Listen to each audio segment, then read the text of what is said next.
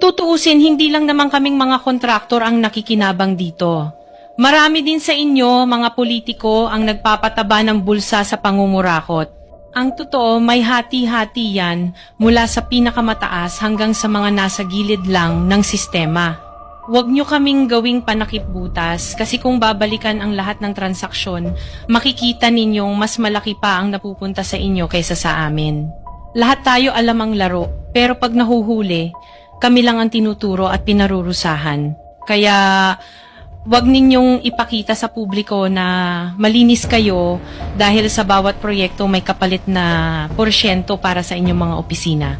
Ang sistema mismo ang nagtutulak sa amin na sumunod kung hindi kami papayag, wala kaming makukuhang proyekto. Pero sa likod niyan, kayo rin ang pinakaunang nagdidikta kung magkano ang dapat itabi para sa inyo. Kaya kung talagang seryoso kayong mag-imbestiga, wag lang kaming kontraktor ang sisihin.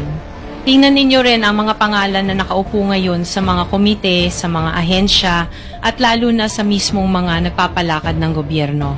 Dahil sa totoo lang, pare-pareho tayong nasa iisang lamesa, iba-iba lang ang laki ng parte na nakukuha. Kawawa po talaga ang mga mamamayang Pilipino kasi ninanakaw lang natin ang kaban ng bayan. Pera ng taumbayan pero tayo ang nakikinabang. Hindi ba tayo nahiya? Ang mga mahihirap mas lalong naghihirap.